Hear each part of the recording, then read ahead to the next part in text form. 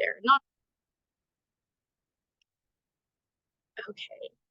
So these are the topics. I acknowledge that the recording just now started, but yeah, let's just go to the next slide, which is more of like a background slide. Thank you.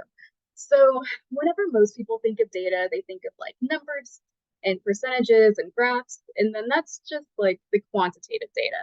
But the other side of data is qualitative data, which is really just storytelling and then listening to like what people tell you like their experiences are, like what they see, and then the themes of what groups of people see at large.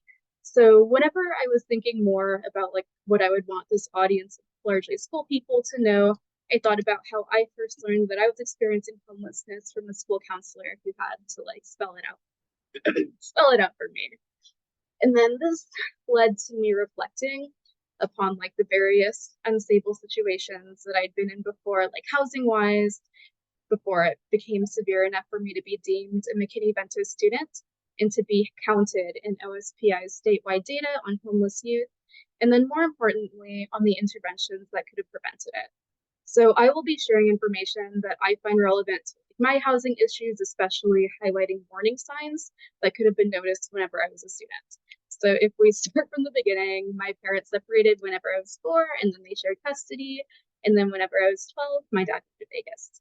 So I was born up here, but if we start the story from whenever I was 15, I went to a high school right outside of Sacramento, California. And the funny thing about this school is that it was deemed the 3rd most diverse high school in California. It was like 20% white, 20% black, 20% Mexican, 20% Asian, and then 20% the everything else that they measure. So that would mainly be like mixed race and then like indigenous and then didn't specify. But yeah, the weird thing about it is that it was essentially the like I don't see color like suburbs that were drummed up in the 80s.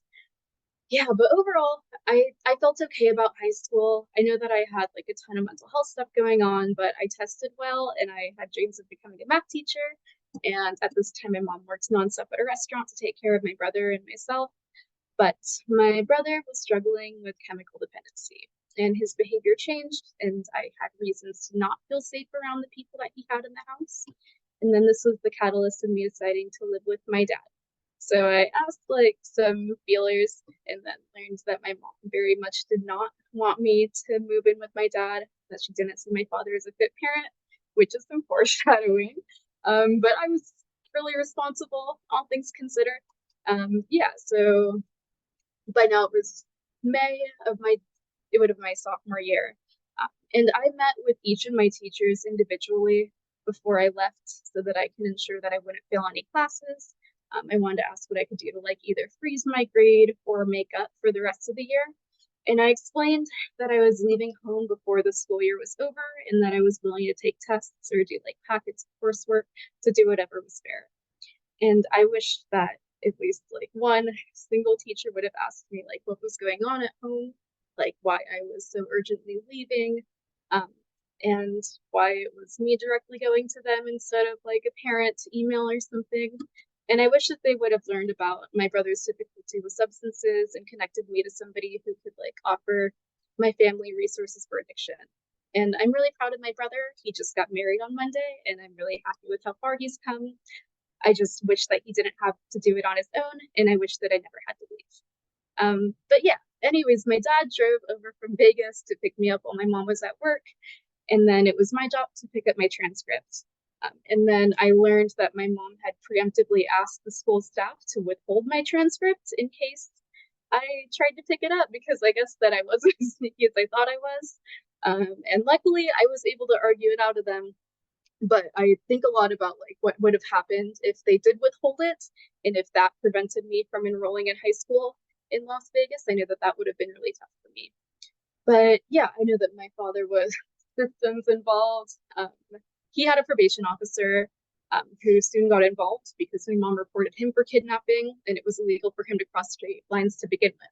So she wanted to issue an Amber Alert, and we kind of spent a bit in hiding because my dad was dodging his PO. So I spent a good time in Las Vegas being shuffled between like 3 houses. One was his legal residence, and then his other residence, and then his ex-wife's house once he was arrested. I know that I would watch my two younger siblings in exchange for room and board. And then she had a son who was like a year and a half older than me, but he also lived there, and she would pay him like $50 a night or more for babysitting. But yeah, well, my father was, I think that it was jail this time, but prison a different time. But while he was in jail, he urged me to look into emancipation so that he didn't need to be legally responsible for me. Um, I don't remember where I found what I read online. It might not be true because I tried to look it up this morning and I couldn't find it. But I was under the impression that in order to be emancipated in Las Vegas, you needed to have at least $10,000 to your name and to have been living by yourself for, it might have been like a whole year, but for some amount of time. But essentially, like, it was written for like child actors, is what I understood. But yeah, so that was not an option for us. But later he would like talk about how he wanted to get me like my own apartment. But yeah, the idea was that he did not want to have to be legally responsible for me, but he was okay like caring for me. But yeah, once he got out, I wanted to sign up for math classes at community college so that I could get ahead over the summer. And I was really, really close to enrolling and I was really excited about it. But the only barrier was that my mom was unwilling to send over my birth certificate. And that was a document that was required from the school since I didn't have a license or a state issued ID. And my dad, I'm grateful that he did take me to get a replacement for my social security card, but I still like couldn't get the birth certificate mailed over from Washington in time, and I wasn't able to attend classes. But my junior year came around, I was enrolled in a new high school, and actually just last year I had a revelation that around this age I lost a lot of my own personal alternative style because I was under like a lot of pressure to prove myself as like a boring, responsible adult. In other words, somebody that nobody would ask questions about.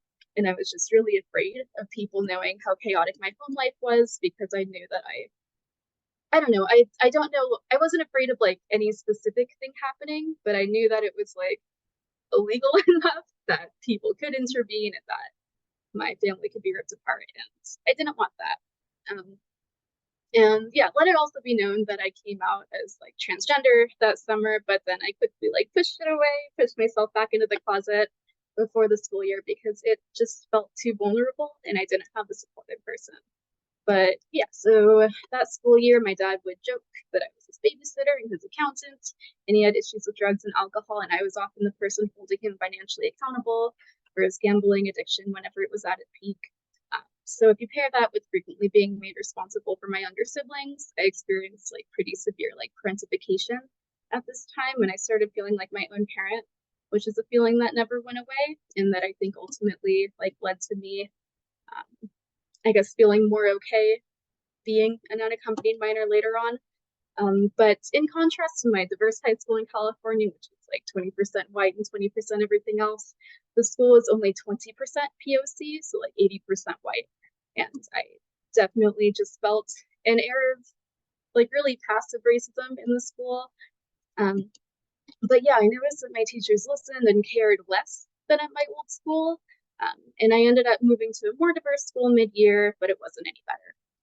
But before then, there was an instance.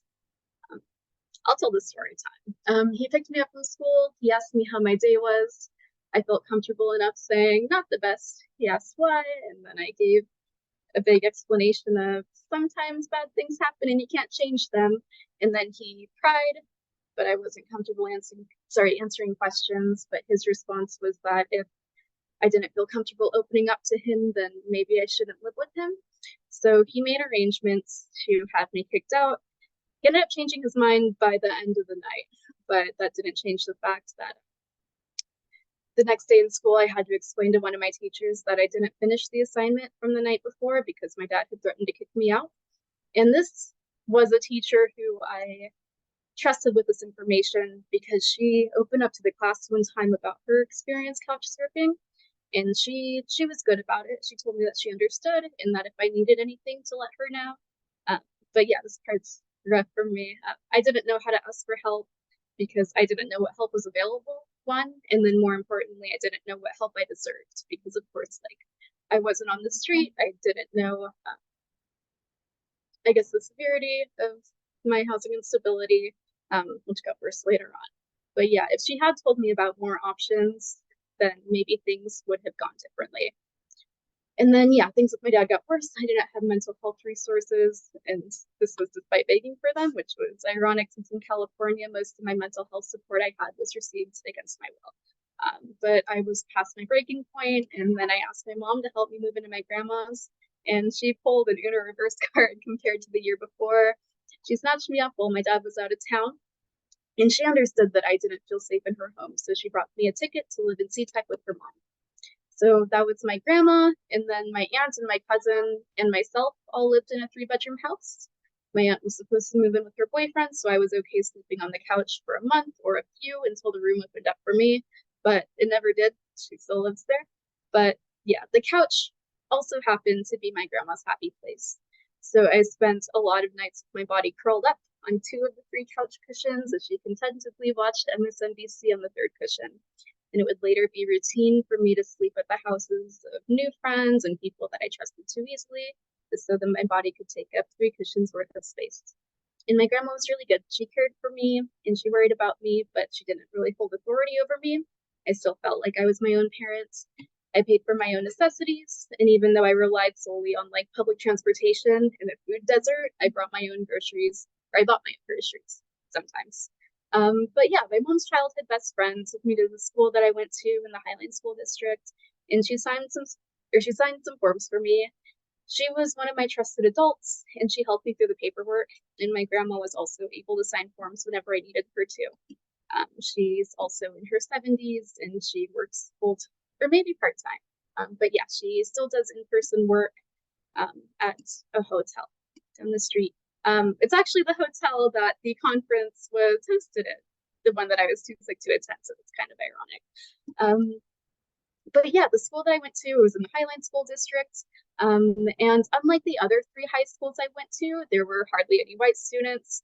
And the halls here were decorated with Black Lives Matter signage, along with posters like ensuring the safety of undocumented students and other visuals and infographics that told me that people talk about things here. And it was really powerful. It was really touching. I think I might have cried about it because my school before then mainly just had like Pray for Paris stuff whenever Notre Dame burnt down. Maybe it was a different thing. I think that this was before that. But I'm ready for the next slide really quick. I think it's funny. So I found this website. It's a silly little website. It's just called bestplaces.net. But anyways, it had these graphs of the political landscape in each of these cities, I guess like the areas of my former high school. So the super diverse one is the top one, the quote moderately liberal, and then mostly white one. This is also Las Vegas area as a whole instead of just that more white upper middle class suburb. We didn't live there. My dad used my stepmom's address to get me into a better school. But yeah, those are the political breakups there. Oh, hard time hearing me, sounding muffled. Let me turn off the other AC. We'll be right back.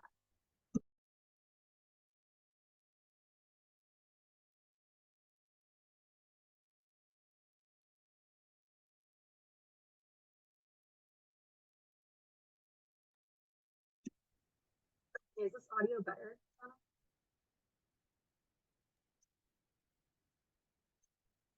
We still can't hear you very well.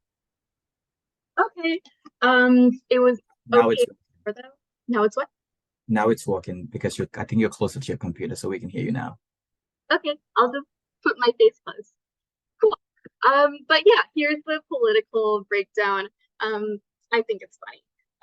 But yeah, going on, I really, really, really liked my high school counselor. Her name was Miley Balu. And if I talk about her too much, I will cry. But she was the first adult to ask me what my pronouns were whenever I was still lying to myself and to others about my identity. And then she was the first person to ask in-depth questions about my home life. And I remember her saying, this is going to sound weird, but before explaining to me that I was experiencing homelessness. And I also had a really good relationship with Erica Guzman, who was a counselor who walked me through what it meant to be a McKinney-Vento student, as well as the resources available to me. But yeah, I was 16. I might have even been 17, but freshly. But probably 16, and I was offered the option of entering the foster care system. And it sounded scary being placed with people that I didn't know, so I chose not to. And this was also around the time that I started working at a local diner, and I didn't want to move and lose my job. But yeah, come senior year, I ended up taking running start classes at Seattle Central College, but I was still able to lean on my counselors for support whenever I needed it. And I was coming to terms with my identity as a queer person of color, and after doing my research, Seattle Central College was the place that I felt safest holding these identities. And I still wanted to be a math teacher before I took my first sociology class, and I learned more about the systems that affect me and the people I care about, and I thought maybe I'd just be a math teacher who happened to use really politically charged examples and word problems and anything statistics related. But then I thought about how like public school teachers aren't usually allowed to talk about politics, and maybe I just wanted to be a college professor instead. But now that we are in the half high school, half college gray area, let's keep storytelling in the context of the work that I do now. So yeah, I made some friends in college. And I was at Kalani Brothers Cafe with these gay white Mexicans, and I made some like subtle self-deprecating jokes about my housing situation. And then a girl across from me, her name is Jen, and we're very good friends now. She said, "Wait, were you being serious? Are you interested in being on a board?" And then that's how I learned about youth action boards. And we can go to the next slide. Great. So youth action boards. So I started in the context of the YHDP, which was the Youth Homelessness Demonstration Program. And that was a HUD-funded grant that wanted to demonstrate that if you give young people like decision-making power, that young people know how to end youth and young adult homelessness. So I was 18 at the time, and it was being facilitated by the Northwest Network of Bi, Trans, Lesbian, and Gay Survivors of Abuse. They did a lot of different like youth and young adult like lived experience, like equity, just like storytelling work. And yeah, they were really well set up, and they had a lot of like intersectional knowledge on how to work with young people, how to work with people of color, and how to work with queer folks. They are, yeah, a very queer-centered org.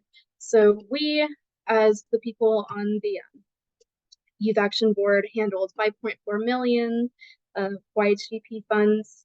And yeah, so just it existed to prove that young people like will make the right decisions in like undoing the system. And I know that a lot of the thing that's or something that's often thrown around is that young people deserve a seat at the table, but we really believe that young people like deserve their own table and to like really have their own space to restructure all of this and decide what will work.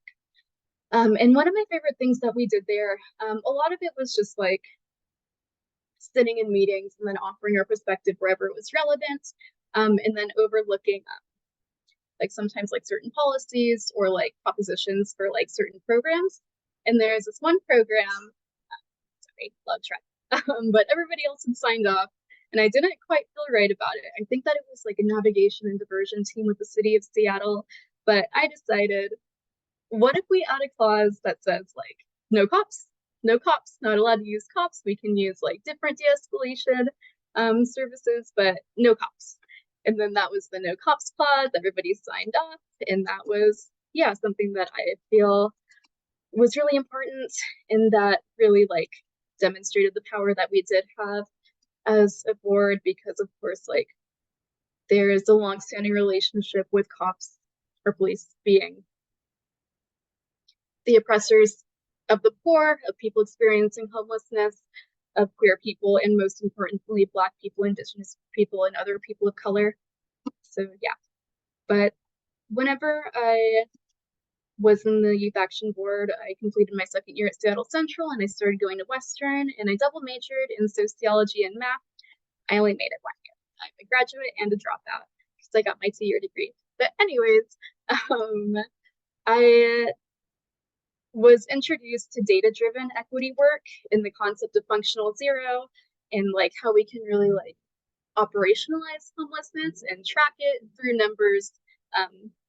And yeah, I know that one of the big motivations is like that the funders love numbers, because I know that the PIT count or the point in time count was one of the big requirements But yeah, the idea is that if we can track it, then we can learn what works and what doesn't work, and then we can really get to reducing homelessness.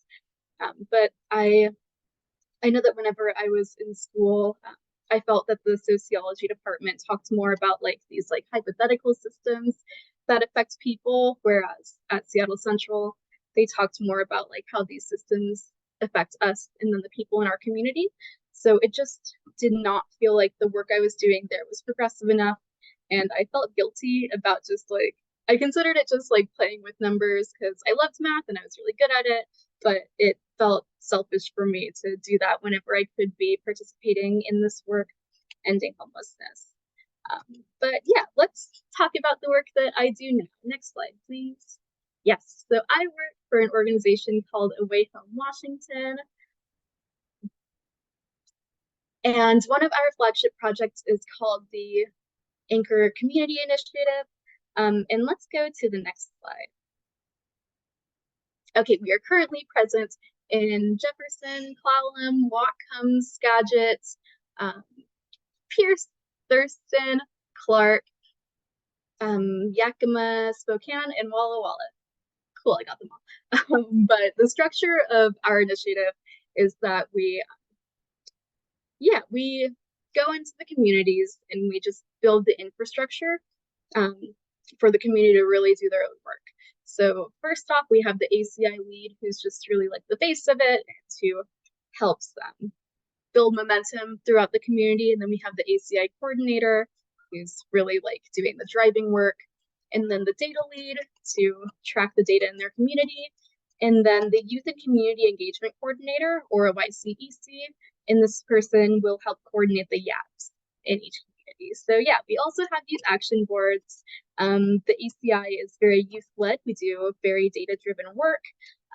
And it's funny because while I was on the King County Youth Action Board, I remember that some folks from Away Home Washington actually came to talk to us. And some of these concepts were things that I kept in mind a lot, especially whenever I was like making the decision to leave school to do the work that I do now. And yeah, two of the things that, or I guess one of the things that really stuck with me was just this concept of continuous quality improvement. I know that they said fail fast to succeed sooner. And I knew that whenever you're in college, everything just feels really risky, really fast paced. It feels like everything is like, I don't know, it just always feels like your decisions will have like such a big impact in a way that's sometimes good, sometimes bad. So yeah, the concept of like fail fast to succeed sooner helped me be less afraid of failure and is ultimately one of the things that I kept in mind whenever I decided to take the risk to move down to Seattle to do this work. But yeah, another thing that we like incorporate into our work is like PDSA cycles, and that stands for plan, do, study, act. And it's just, again, the process of like learning from your mistakes in a really data-driven way. And again, data can either be like the numbers, the graphs, the percentages of our charts, or it can be just like listening to what people tell you is going on. And I'm ready for the next slide, please. Great. So two of our like best funds, I would say. So we have the HPDF, which is the Homelessness Prevention and Diversion Fund. And then this is for unaccompanied youth and young adults 13 to 24. And then we have WIDED, which is the Youth Diversion Infrastructure Project. And then for youth and young adults, specifically exiting systems of care. And there is no minimum age limit. So whenever we say systems of care, that could be like criminal justice system involvement, that could be behavioral health, that could be substance support type stuff. Yeah, but let's go on to the next slide. Great. So it is currently active in these counties. It's going to be Clark, Pierce, Yakima, Walla Walla, and Spokane. And then we can go ahead to the eligibility. Thank you. Yeah, so these are the ages. And then it's for unaccompanied or at imminent risk of becoming unaccompanied. That should either be 13 or 12. I'm not the expert and I wish that I was, but it is for folks experiencing a housing crisis. So that could be whether they're literally homeless, staying in shelter in unstable situations, like double-decker couch surfing, like myself, unsafe situations, fleeing domestic violence or trafficking, or at imminent risk of becoming homeless. And then, yeah, so somebody who is eligible for the HPDF would have a plan for being housed outside of the homelessness system within 30 days. And then young people who are staying in homelessness housing programs would not be eligible. But yeah, this brings me back to whenever I was in high school. So while I was doing Running Start, it was the spring before I graduated, and I was still sleeping on my grandma's couch. And then we had an ant infestation, and the living room was right outside of the kitchen. And yeah, there'd be lots of ants in the kitchen, and then there'd be lots of ants on the couch because of that. I know that there were times where I woke up covered in ants. I know that there were times that maybe it was just once, but at least once, that I ate a piece of candy without realizing that it was also covered in ants. And I just had immense anxiety levels during this time. And as somebody who has a history of trauma and anxiety and other mental health issues, it really wrecked me. I think that, yeah, I know that I was in school, and then I would sit in my classes, and it was like the beginning of spring, so it would still be cold, so I'd be in long sleeves.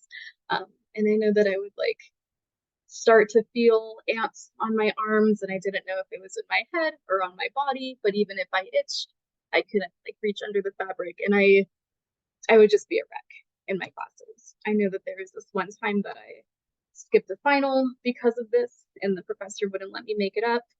But yeah, I think that one of my main just breaking points was whenever I was on the train on my way to school, and then there were ants in my backpack. But yeah, I know that this really compounded a lot of my mental health stuff. And frankly, I was suicidal at this time, and I went to my high school counselor, Miley Balia, because I was just at my breaking point. And we talked about housing solutions, and I know that we talked about a few options. Um, a few options that sounded really cool. I know that one was a transitional housing program, um, where I could just pay whatever rent was appropriate with my income, and I could pay more and more as I got more money. And I don't remember what happened with that one, but I remember that there was a bed available for me at youth care that she had set up, and that was too scary. And I did not want to do that because, as somebody who was still learning their gender identity, yeah, I'm not even sure how youth care is set up, to be honest. But in my head, I just believed that it was a shelter and that it would be divided into boys and girls. And I know that there's a pretty common queer experience of feeling uncomfortable in the locker room, for instance. And I just thinking about being in a shelter, not understanding what it would look like, what the boundaries would be like, and how I just wasn't comfortable with it, both gender wise and then sexuality wise. I was worried about being uncomfortable or making other people uncomfortable simply by existing. And yeah, so then I talked about what my other options were. I knew that I had two uncles in Oregon, and I reached out to them. One uncle told me that his wife's parents have a history of taking in folks who are unstably housed and then exchange students from other countries, and that they would be more than happy to have me. So in this instance, it was people I knew, and that was enough for me to be happy. And this is in Tacoma, but I was still choosing to go to school at Seattle Central because it was really the only place that I felt comfortable being brown and queer at the same time. I'm sure that those places existed elsewhere, but I had not experienced them firsthand, and I felt too vulnerable to try new things. And yeah, I didn't really want to change schools anymore. So I made the commute from Tacoma to Seattle every day, and I know that I didn't really feel like it was a permanent housing placement. I know that they had the rule that I could only stay with them if I uh, was either actively working or actively in school. And what was the other part? yeah, I think that it was mainly just the commute. There was something else. It will come back to me later.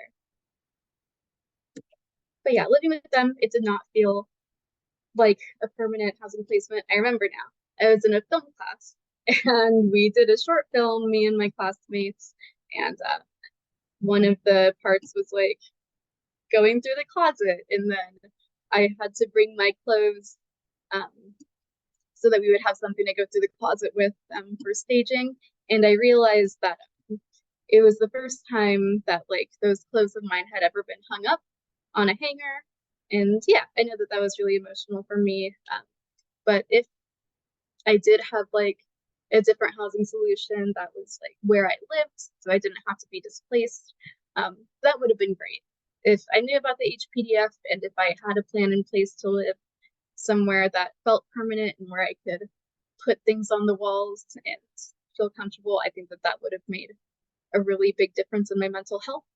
And yeah, in the context of school, I click, thank you for stop keeping time.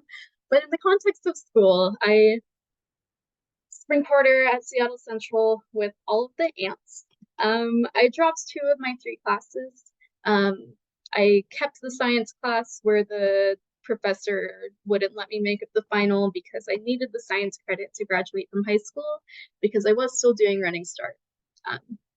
But I was on FAFSA, or this might have, I was in FAFSA the next year because Running Start is different. But yeah, so the next year, um, I don't remember if I was like especially like penalized for it, but I remembered that they wouldn't let me sign up for more classes unless I explained why I had to drop the classes the year before. And I was lucky enough to have a therapist, and I was lucky enough to be on medication following that episode in moving. So I was able to get a letter from my therapist, and I had to write a letter to myself that essentially just said I had to drop out because of mental health reasons. I'm on medication now. It won't happen again. But I often think about people who do not have access to a therapist or who might not have gotten meds and had an adequate excuse of why they'll be a better student this time around. And I think about how these could have been, worse barriers if I didn't have the supports that I do have. But in terms of the HPDF, let's go to the next slide. Yes. So the HPDF has really high housing rates, especially whenever it comes to people of color.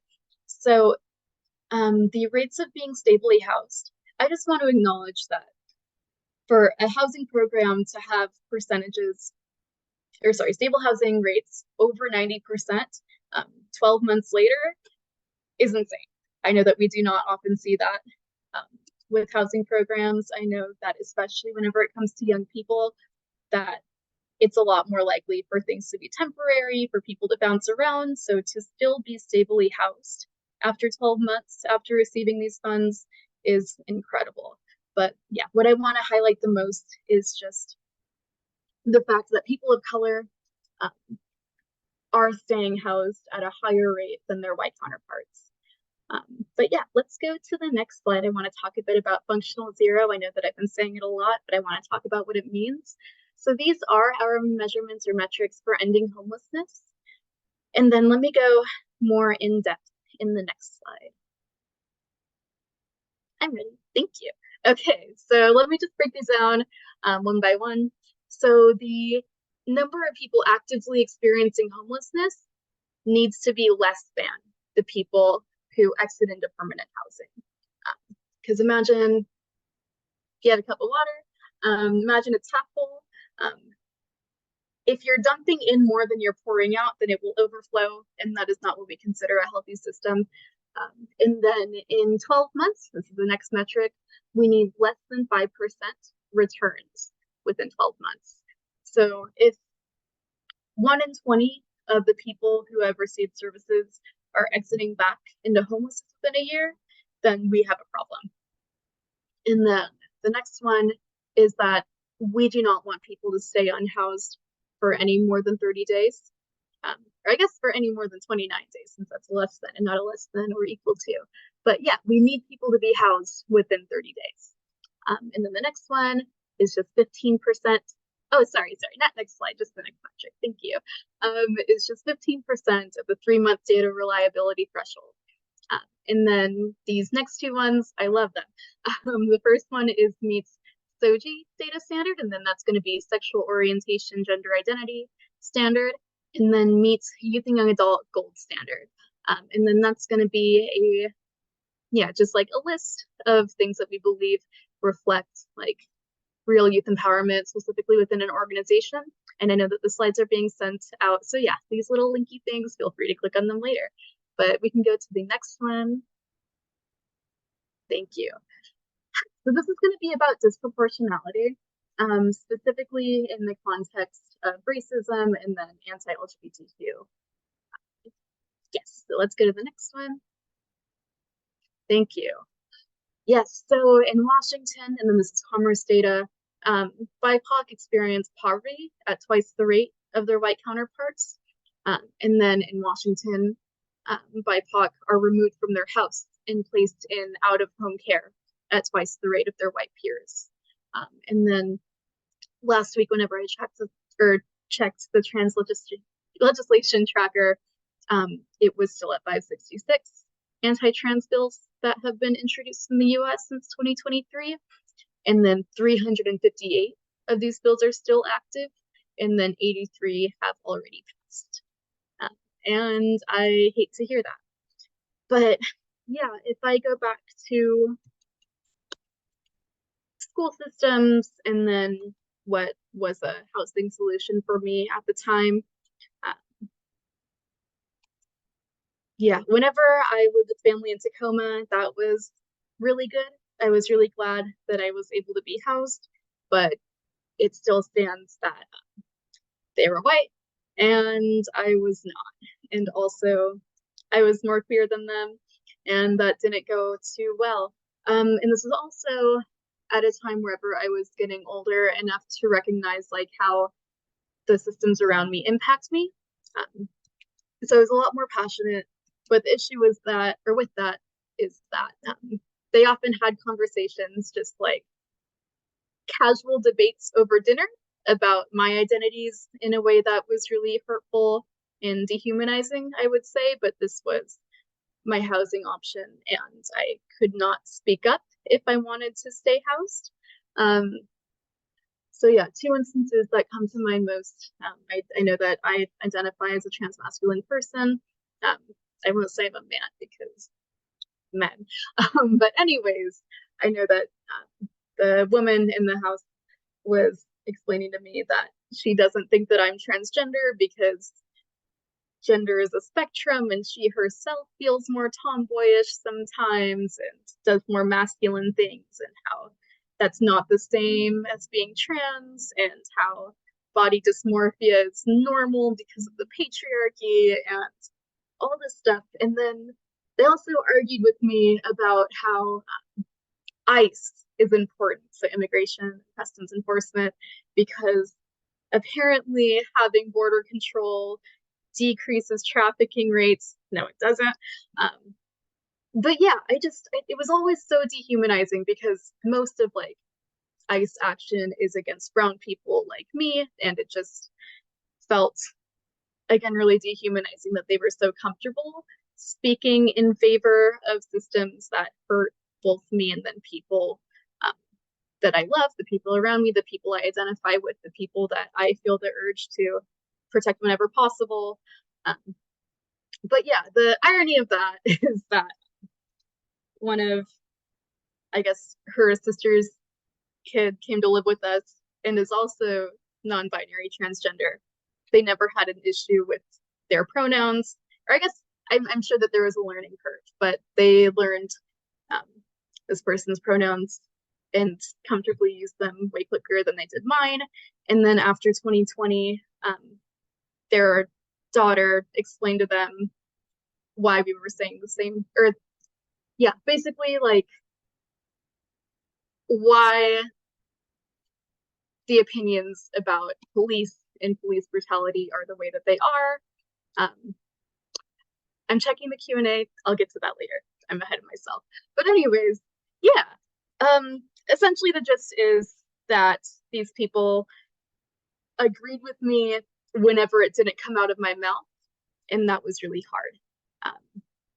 But yes, so that is basically to say that housing solutions where young people are placed with people who do not share their identities can often feel really vulnerable and be more harmful than if they were raised in, or sorry, not raised, but if they were placed in households with either like peers or people who were more sensitive to their identities and able to provide a more equitable environment.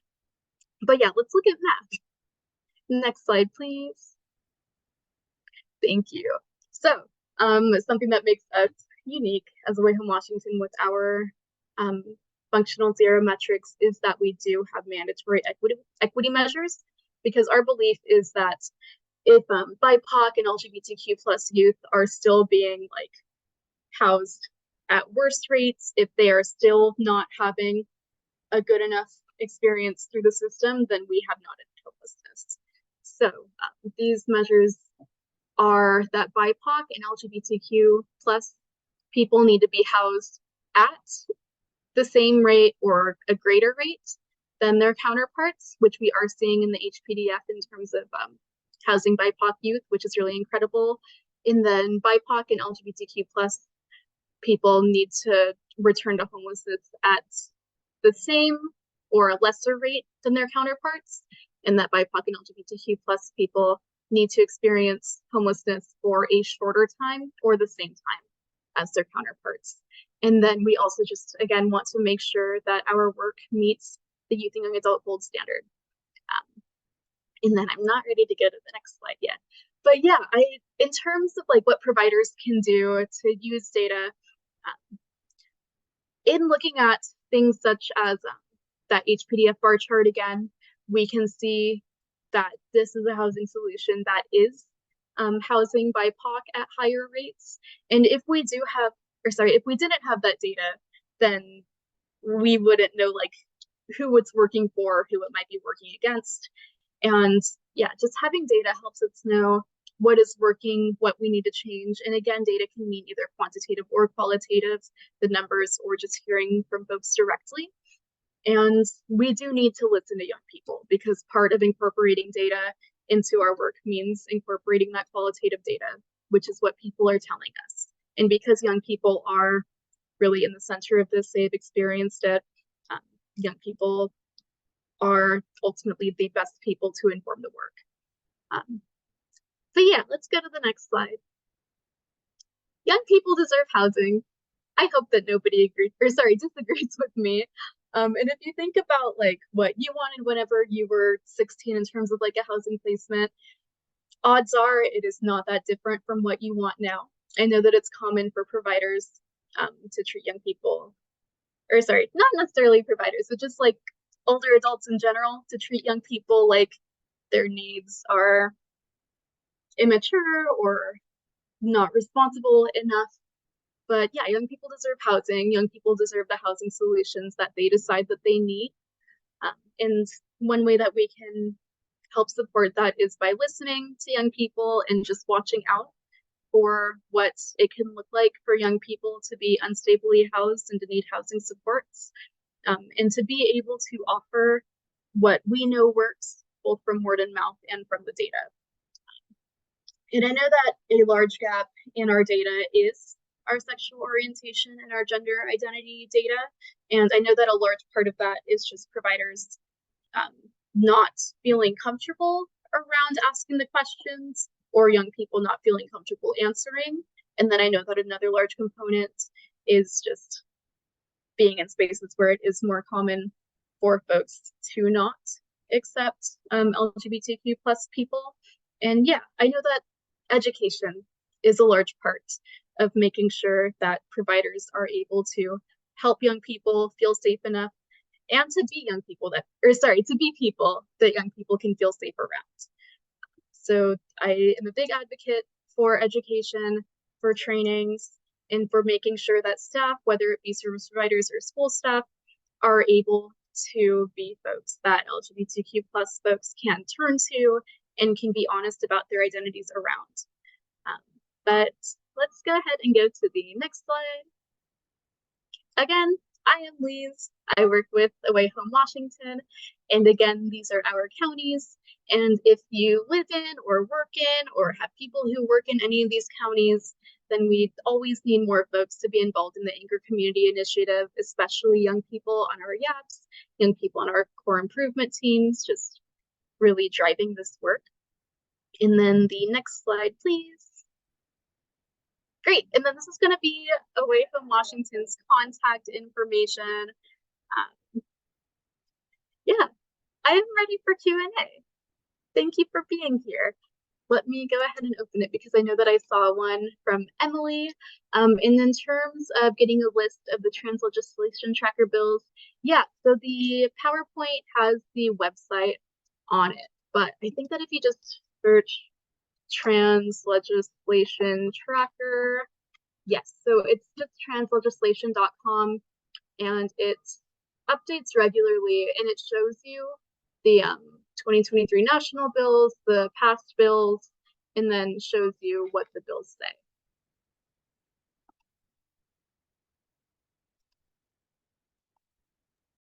Thank you so much, Liz. If there are any other questions, please feel free to put that in the chat or the Q&A, and we will answer your questions. Most things are fair game. If they're not fair game, I will simply say that they are not fair game. So yeah, feel free to ask away. I know that my goal in sharing my experience is to talk about the more nuanced ways that unaccompanied youth can show up in spaces. I know that the big one for me was just that I did not want to be caught. I did not want anybody to question my ability to be independent. So that really resulted in hyper independence. And I know I spent a lot more time hanging out in teachers' classrooms during lunch than hanging out with other students because I did not allow myself to be a teenager whenever I was a teenager.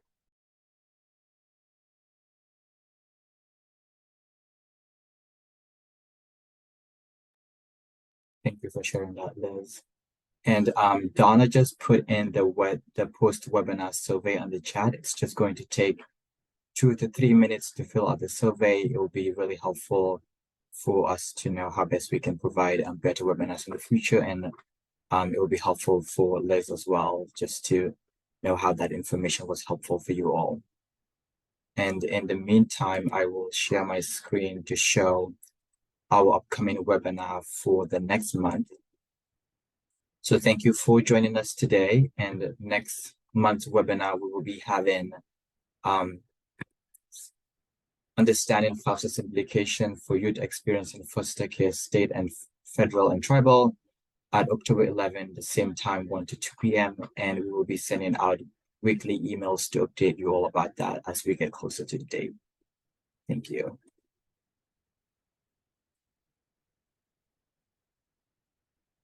And any more questions for Liz before we wrap up the webinar today?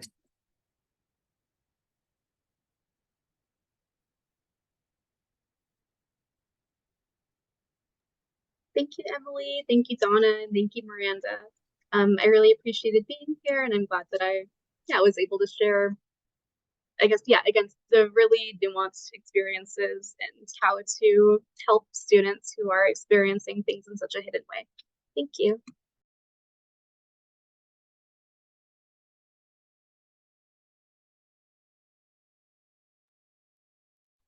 Well, thank you so much, Liz, for being here with us today and helping us kick our first webinar series for this academic year session.